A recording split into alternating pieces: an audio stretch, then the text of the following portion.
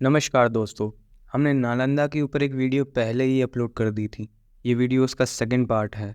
First part की link मैंने description में डाल दी है, आप वहाँ जाके देख सकते हैं।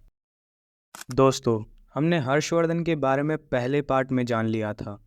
हर्षवर्धन के बाद नालंदा यूनिवर्सिटी को पाला डायनेस्टी ने संभाला। पाला डायनेस्टी एक बुद्धिस्ट डायनेस्टी थी जिसने 750 सीई से लेकर 1200 सीई तक इंडिया के ईस्टर्न रीजन पर रूल किया। एक्सकेवेशन के दौरान मिली इंस्क्रिप्शंस और एविडेंसेस से ये पता चलता है कि 1200 सीई तक पाला डायनेस्टी ने नालंदा यूनिवर्सिटी को सपोर्ट किया था, जिसमें राजा धर्मपाल और राजा देवपाल को नालंदा यूनिवर्सिटी के संरक्षक बताए गए थे। ये दोनों राजा पाला डायनेस्टी से बिलोंग करते थे। दोस्तों, इन सब से हमें ये समझ आ चुका है कि 1200 सीई तक नालंदा यूनिवर्सिटी को पाला डायनेस्टी ने संभाला और उस समय नालंदा में सब ठीक चल रहा था। पर जब ईयर 1920 और 1921 में नालंदा यूनिवर्सिटी की खुदाई हुई तो आर्कियोलॉजिस्ट को नालंदा यूनिवर्सिटी की दीवारों पर, छतों पर राख की जमी हुई लेयर्स मिली।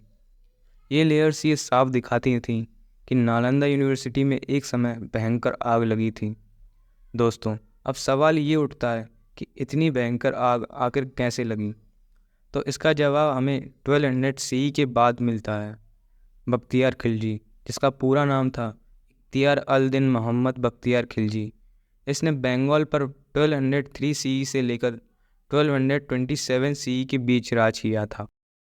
कहा जाता है कि बख्तियार खिलजी के सोल्जर्स ने ही नालंदा यूनिवर्सिटी का डिस्ट्रक्शन किया था। इस बात का प्रूफ हमें तबाकत ई नाजरी में मिलता है, जिसमें ओदनपुर विहार के डिस्ट्रक्शन के बारे में लिखा है, जो कि बख्तियार खिलजी ने करवाया था। ओदनपुर एक मोनेस्ट्री थी जो कि नालंदा से कुछ ही किलोमीटर की दूरी पर थी। इससे हमें ये पता चलता है कि नालंदा यूनिवर्सिटी का डिस्ट्रक्शन भी बख्तियार खिलजी ने ही करवाया था। नालंदा के डिस्ट्रक्शन के बाद शाक्य श्री भद्रा, जो कि नालंदा के आखिरी हेड थे, इनके साथ नालंदा के कुछ टीचर्स और कुछ स्टूडेंट्स 1204 सीई में तिब्बत चले गए। ईयर 1351 सीई में तिब्बतन्स ने डिसाइड किया कि तिब्बत में नालंदा जैसी यूनिवर्सिटी बनाई जाएगी। अकॉर्डिंग टू ब्लू एनल्स, जिसमें हमें तिब्बत की डिटेल हिस्ट्री मिलती है, इसमें लिखा है 1436 सीई में एक न्यू यूनिवर्सिटी बनाई गई, जो कि एशियन नालंदा यूनिवर्सिटी के ऑनर में बनवाई गई थी। इसे आज हम तिब्बतन नालंदा भी कहते हैं। दोस्तों, नालंदा के डिस्ट्रक्शन के बाद लोग इसे धीरे धीरे भूलने लगे और ये यूनिवर्सिटी एक खंडर में बदल गई। साल 1800 तक लोग नालंदा को पूरी तरह से भूल चुके थे। जब ईयर 1861 और 1862 के बीच आर्कियोलॉजिकल सर्वे ऑफ इंडिया ने नालंदा यूनिवर्सिटी के खंडरों का ऑफिशियल सर्वे किया, तब लोगों को एशियन नालंदा यूनिवर्सिटी के बारे में पता चला।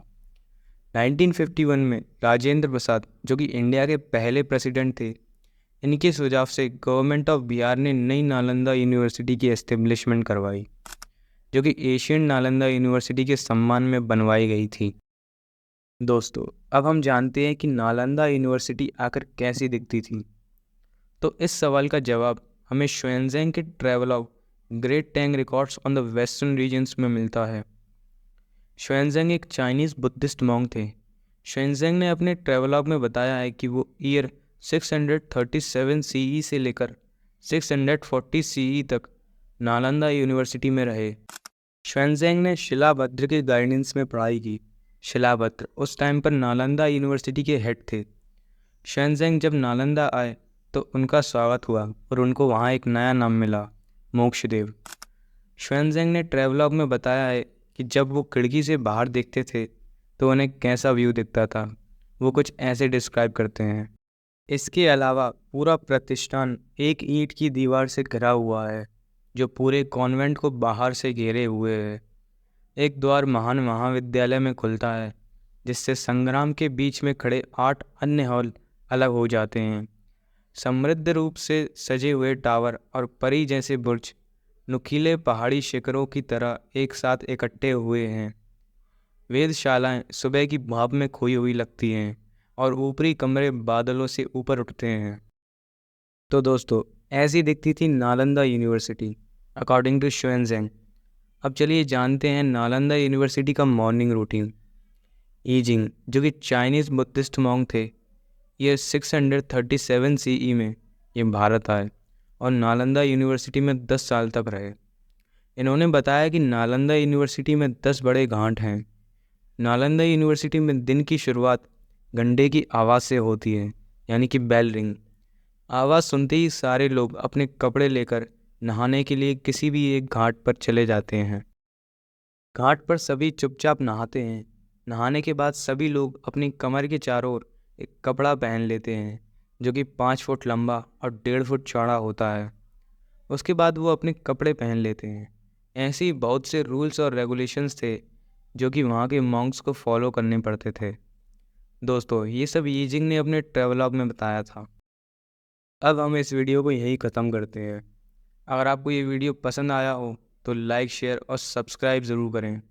अगर आपको हमें कुछ सजेस्ट करना हो तो कमेंट में ज़रूर बताएं। तब तक के लिए धन्यवाद।